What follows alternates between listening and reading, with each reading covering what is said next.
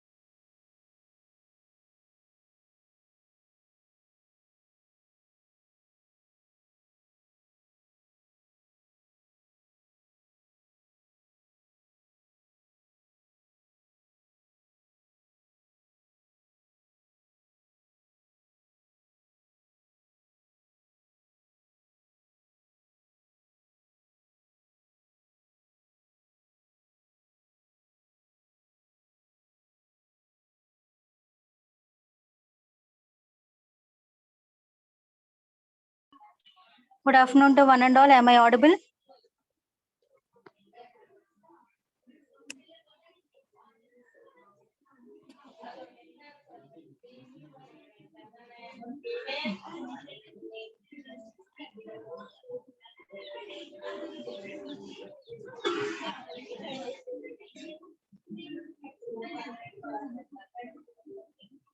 Okay.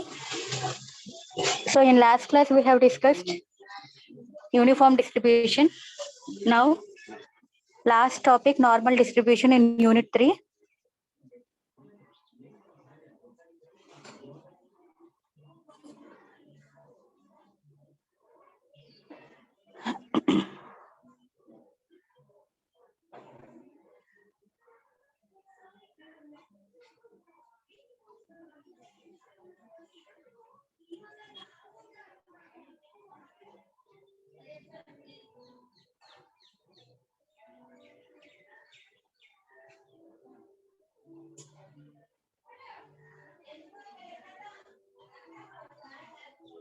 So మీకు పెట్టిన PDF లో అమ్మా ఎక్స్పోనెన్షియల్ డిస్ట్రిబ్యూషన్ ఉంది. ఇది నో నీడ్, మీకు సిలబస్ లో లేదు exponential distribution. So exponential distribution వద్దు. నెక్స్ట్ వచ్చేసి normal distribution. So normal distribution, a random variable x is said to follow a normal distribution with parameter mu and sigma square if its probability density function is given by f of x equal to. So normal distribution, uniform distribution రెండు కూడా F of X కి చెప్తున్నామమ్మా. So uniform కి F of X చెప్పాము, normal కూడా F of X equal to చెప్తున్నాడు. Probability density function formula వచ్చేసి 1/σ√2π e⁻ minus of x minus mu by 2 sigma whole square అండి. where here the x range is from minus infinity to infinity and mu ranges are from minus infinity to infinity and the sigma value is always greater than 0. so notation ఏంటంటే x follows అంటే the random variable x follows the normal distribution with parameters mu and sigma square అన్నమాట. So x follows, ఈ symbol ని x follows normal distribution with parameters mu and sigma square అండి. mu అంటే mean అన్నమాట, sigma square అంటే variance అన్నమాట. So దీనికి standard normal variable అని చెప్పి if x follows normal distribution mu, if x follows normal distribution with the parameters mu and sigma square, then z is a standard normal variable with mean 0 and variance 1 అండి. మీకు question లో 0,1 అనో లేదా 1, 2 అనో ఏదో some value ఇస్తాడు కదా, interval లాగా ఓపెన్ ఇంటర్వెల్ లో ఇస్తాడు. సో దాన్ని నువ్వు ఎలా కంపేర్ చేయాలంటే మీన్ అండ్ వేరియన్స్ తో కంపేర్ చేయాలి. సో ఇక్కడ జెడ్ అనేది స్టాండర్డ్ నార్మల్ వేరియబుల్ అన్నమాట. Z is a standard normal variable. Formula వచ్చేసి X minus mu by sigma. It is a standard normal variable with mean 0 and variance 1 అండి. We can denote as N of 0,1 అని కూడా denote చేయొచ్చు. ఎన్ of normal distribution 0,1. 0 అంటే mean, 1 అంటే variance. Okay, the probability density function of the standard normal variable is given by phi of z. ఈ z అనే normal variable యొక్క probability density function ఇలా define చేస్తారు. Phi of z equal to 1/√2π e⁻(z²/2), where z ranges are from minus infinity to infinity. So the graph of f of x is bell-shaped curve. The top of the bell is directly above the mean mu. ఏం లేదు, నీకు ఇక్కడ normal distribution అనగానే curves ఉంటాయి. So bell shaped curve అంటే ఇలా చెప్తాము. So bell shaped curve mean, bell shaped curve the top of the bell is directly above the mean mu. ఇది మీన్ అనమాట. మీన్ అంటే మిడిల్ వాల్యూ అనమాట చూస్తాము. సో మీన్ యొక్క టాప్ ఆఫ్ ద బెల్ అనేది bell shaped curve, the top of the bell is directly above the mean. Bell యొక్క top అనేది mean కి పైన ఉంటుందని చెప్తున్నాడమ్మా. ఓకేనా. Sigma is the standard deviation తెలుసు మీకు. సిగ్మా స్క్వేర్ అంటే వేరియన్స్ అనమాట. సో నార్మల్ కర్వ్ అండి. The standard normal curve satisfy the following conditions. p of minus infinity to infinity, that implies area from 0 to minus infinity plus area from 0 to plus infinity. So 0 నుంచి positive region వైపుకున్నది, 0 నుంచి negative వైపుకున్నది edition చేస్తే గనక మనకి standard normal curve యొక్క probability value వస్తుంది. P of అని చెప్పి minus infinity less than z less than infinity అంటే దాని value area from 0 to minus infinity నుంచి plus area from 0 to plus ఇన్ఫినిటీని యాడ్ చేయాలి. సో 1 వస్తుంది. సో యూజువల్ గా మీకు తర్వాత ఫర్దర్ గా ప్రాబ్లమ్స్ లో greater than or equal to అడిగినా less than or equal to అడిగినా 0.5 నుంచే మనం సబ్ట్రాక్ట్ చేస్తాం. ఎందుకంటే నువ్వు జనరల్ గా నార్మల్ కర్వ్ ఎలా డిఫైన్ చేసావు, ఈ మీన్ ఇక్కడ 0 అండి, 0 నుంచి 0.5 కి నార్మల్ గా పెట్టుకున్నావు, 0.5 ఇటు నెగిటివ్ వైపు పెట్టుకున్నావు. అంటే డిస్టెన్స్ వచ్చేసి 0.5 ఉంటుంది డిస్టెన్స్. సో అందుకని ఆ 0.5 అనేది కామన్ గా ఫార్ములాలో కూడా యూజ్ చేస్తాడనమాట. ఓకేనా. Area under the standard normal curves అని చెప్పి -∞ to 0 అంటే 0.5, -∞ to 0 అంటే ఇక్కడ నుంచి ఇక్కడికి లెఫ్ట్ సైడ్, 0 to ∞ అంటే రైట్ సైడ్ 0.5 ఉంటుందని చెప్తున్నాడు. ఎటైనా సరే 0.5 చెప్తున్నాడు.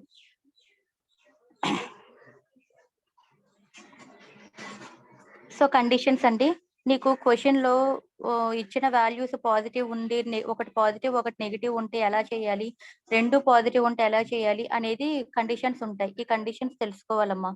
So Z1 and Z2 are positive, రెండు పాజిటివ్ అయితే గనక అంటే మనకి ఇచ్చిన కండిషన్ ని దీంతో కంపేర్ చేసుకోవాలమ్మా. P of Z1 less than Z less than Z2 తో కంపేర్ చేసుకోవాలి. సో ఇలా ఉన్నప్పుడు ఏం చేయాలంటే area from 0 to Z2 minus area from 0 to Z1 చేసుకోవాలి.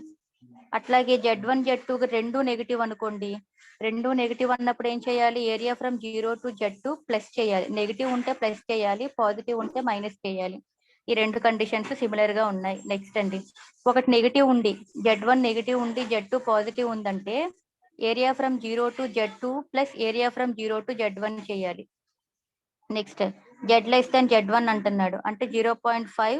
ఇలా ఎప్పుడైనా లెస్ దాన్ కండిషన్ ఇచ్చినా గ్రేటర్ దాన్ కండిషన్ ఇచ్చినా చెప్పాను కదా, 0.5 లెస్ దాన్ ఇచ్చినప్పుడు 0.5 కి ఎడిషన్ చేస్తున్నాము 0 to Z1 వాల్యూని, గ్రేటర్ దాన్ ఇచ్చినప్పుడు సబ్ట్రాక్షన్ చేస్తున్నాము. 0.5 లో నుంచి ఏరియా ఫ్రమ్ 0 to Z2 ని సబ్ట్రాక్షన్ చేస్తున్నాం. ఏరియా ఫ్రమ్ 0 to Z2 ఏదైనా 0 నుంచే చేస్తామండి. 0 నుంచి రైట్ సైడ్ చూస్తున్నాము, 0 నుంచి లెఫ్ట్ సైడ్ చూస్తున్నాము. లెఫ్ట్ సైడ్ అంటే నెగిటివ్ రీజియన్, రైట్ సైడ్ అంటే పాజిటివ్ వాల్యూ. సో ఇక్కడ ఏరియా ఫ్రమ్ 0 to Z2 అంటున్నాడా, ఏరియా ఫ్రమ్ 0 to Z1 అంటున్నాడా చూసుకోండి. 0 to Z2 అన్నప్పుడు గ్రేటర్ దాన్ ఉన్నప్పుడు నెగిటివ్ చేస్తున్నాడు, లెస్ దాన్ ఉన్నప్పుడు పాజిటివ్ చేస్తున్నాడు 0.5 కి. ప్రాబ్లమ్స్ చూస్తే అర్థమవుతుందమ్మా.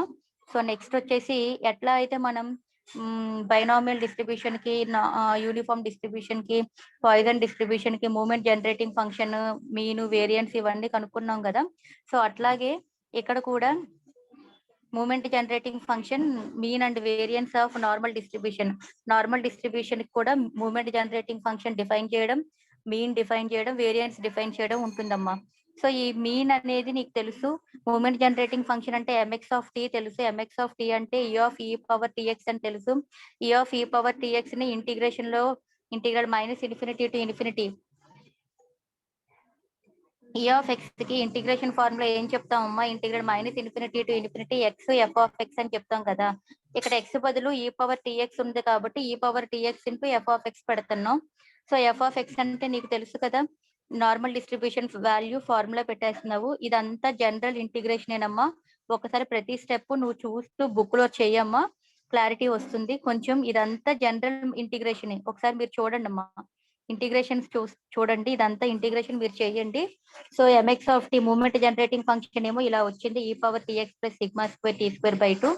సో మీన్ ఫార్ములా ఏంటి, మీన్ అంటే నథింగ్ బట్ మ్యూనే, మీన్ అంటే ఇక్కడ మ్యూనే అమ్మా.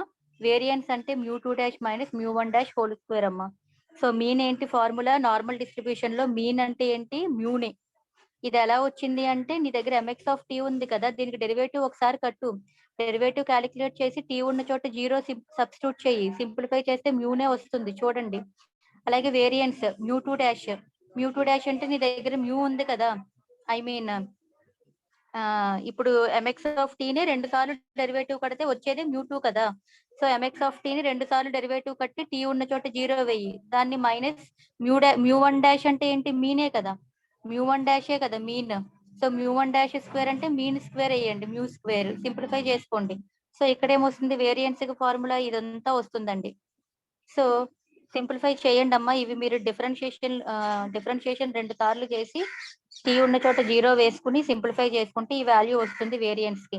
సో నీకు ఇక్కడ వేరియన్స్ మీను క్యాలిక్యులేట్ చేయమని అడగడు, జస్ట్ నార్మల్ వేరియబుల్స్ ని క్యాలిక్యులేట్ చేయమని అడుగుతాడు. నార్మల్ వేరియబుల్ అంటే ఏమని చెప్పాను, జెడ్ అని చెప్పాను. Z equal to x minus mu by sigma formula చూపించాను ఇందాక. Z equal to x minus mu by sigma. ఓకేనా? సో ఇప్పుడు ప్రాబ్లమ్స్ చూద్దామమ్మా. సో మనం నార్మల్ డిస్ట్రిబ్యూషన్ కూడా మనం moment generating function MX of t mean variance అన్నమాట చూసుకున్నాం. ఓకే, ఇప్పుడు ప్రాబ్లం చూద్దాం.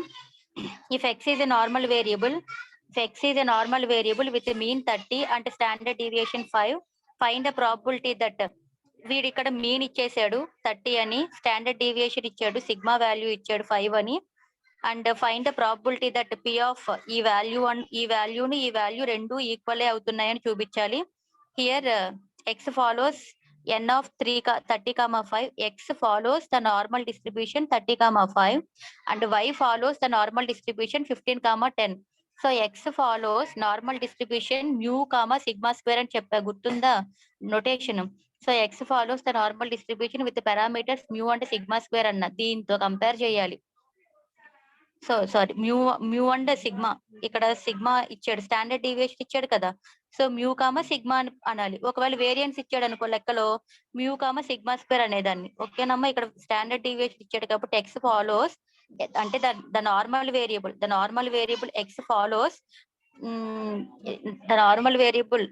The random variable x follows the normal distribution N with parameters mu అంటే సిగ్మా ఇచ్చాడు, ఎందుకంటే స్టాండర్డ్ డీవియేషన్ ఇచ్చాడుగా క్వశ్చన్ లో, అందుకని సిగ్మా వేరియన్స్ ఇస్తే సిగ్మా స్క్వేర్ అని పెట్టేవాళ్ళం.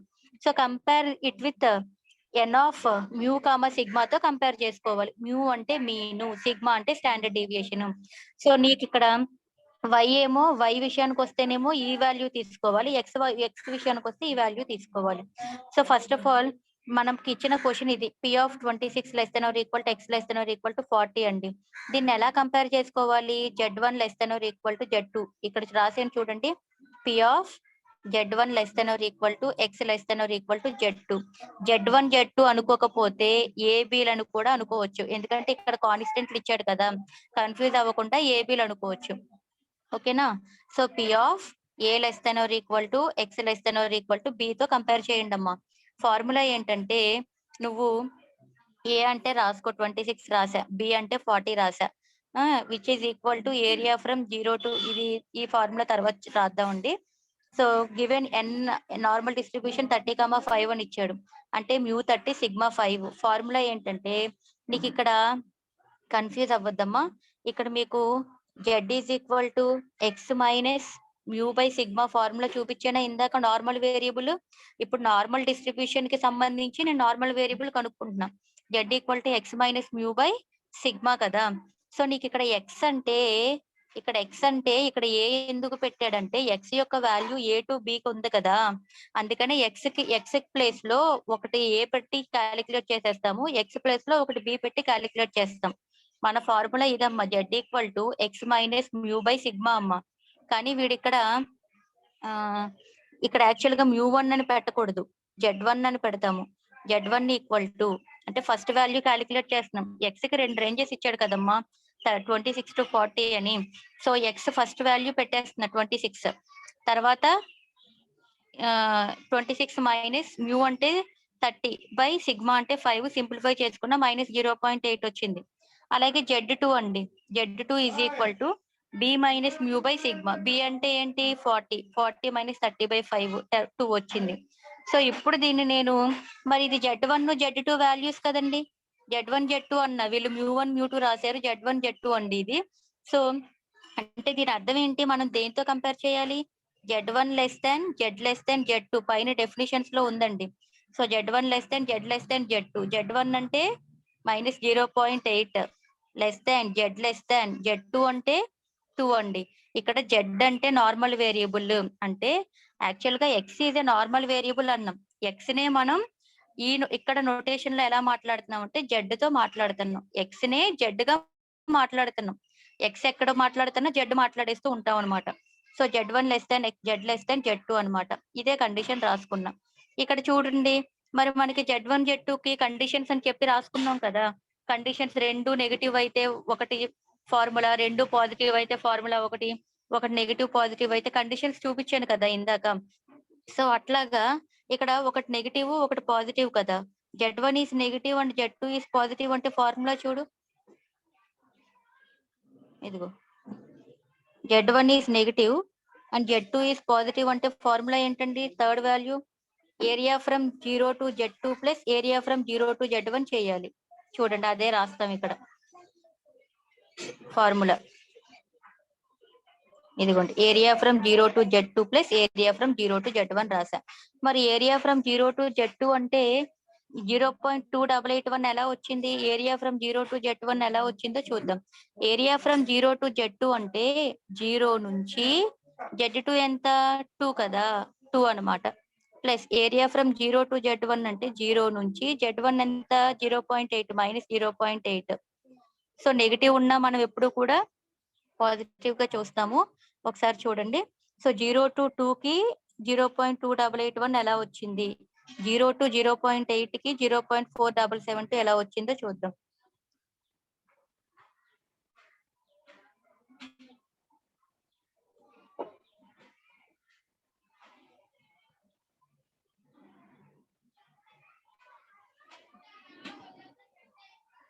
ఈ టేబుల్ మీకు పెడతానమ్మా, నార్మల్ డిస్ట్రిబ్యూషన్ టేబుల్ అండి. చూడండి 0 to అంటే Z0 to 0.8 అన్నానా? ఇదిగోండి 0.8 అంటే ఇదన్నమాట. 0.2881 వచ్చిందా ఇక్కడ? చూడండి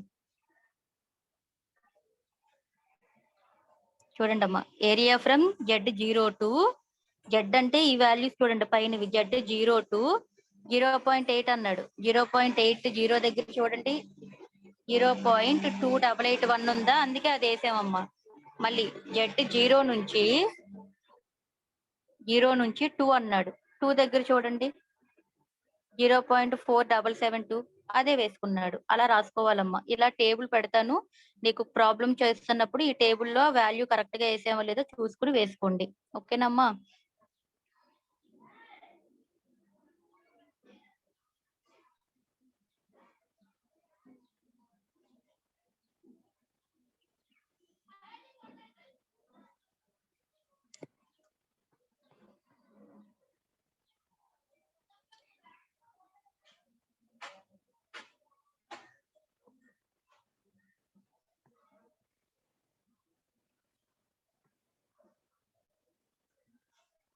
సో ఆ విధంగా ఏరియా ఫ్రమ్ 0 to Z2 అంటే వేసుకున్నాను, 0 to Z1 అంటే వాల్యూస్ వేసుకున్నానమ్మా.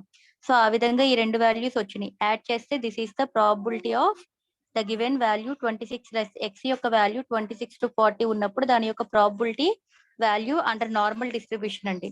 సో 0.7653. ఇట్లాగే ఇది కూడా క్యాలిక్యులేట్ చేద్దాం. రెండు same values రావాలిగా. P of 7 less than or equal to y less than or equal to 35. Same comparison with A equal to 7 అండి, ఇక్కడ B ఈక్వల్ టు 35 అండి.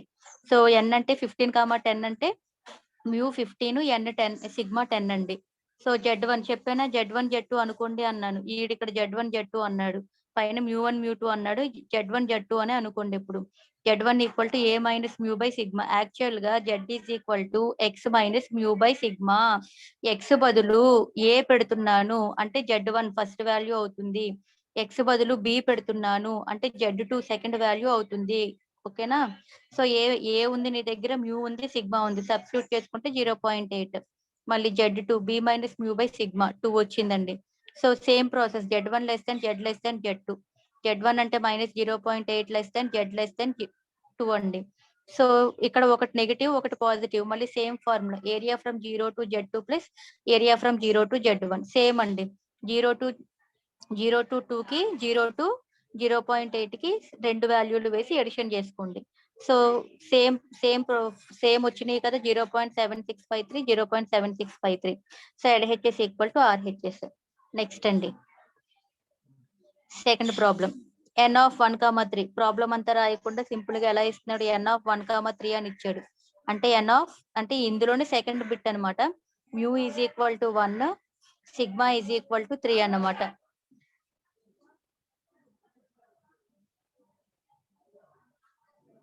mu is equal to 1, n is equal sigma is equal to 3 అండి. We have to calculate ఈ 1, 2, 3 bits calculate చేయాలి.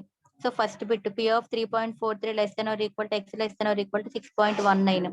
Same process అండి. ఇది A అనుకోండి, ఇది B అనుకోండి. AB same Z1 Z2 calculate చేయండి. Z1 is less than Z2 అండి. Same process.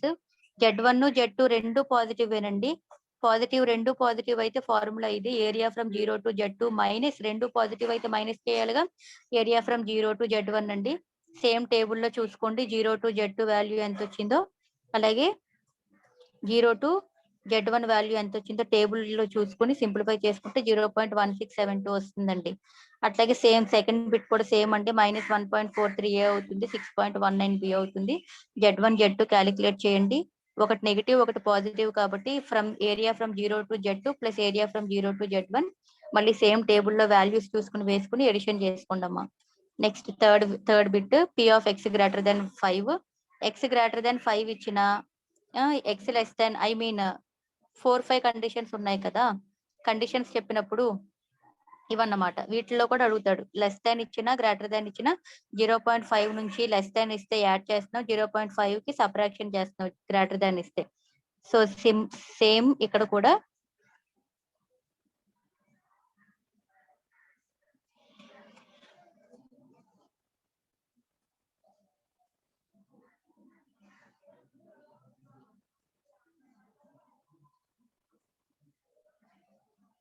So greater than 5 అన్నాడండి. సో గ్రేటర్ దాన్ 5 అంటే ఎక్స్ గ్రేటర్ దాన్ 5 అంటే ఒకటే వాల్యూ ఇస్తున్నాడు కదా ఎక్స్ కి. సో A ఈక్వల్ టు 5 తీసుకున్నావు, Z1 ఒకటే క్యాలిక్యులేట్ చేస్తావు.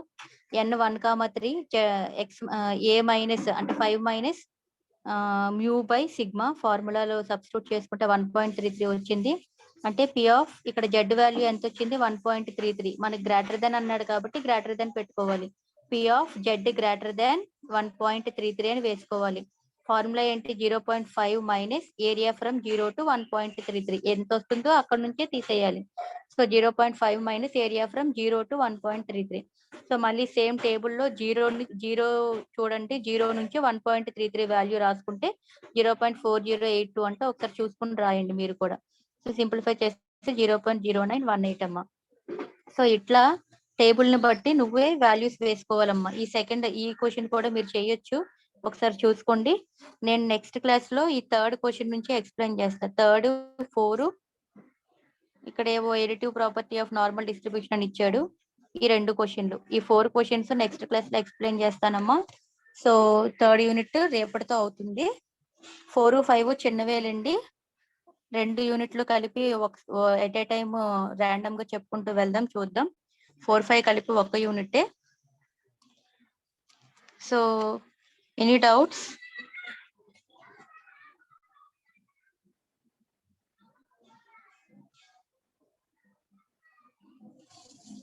అటెండెన్స్ అయిపోయిందా అమ్మా?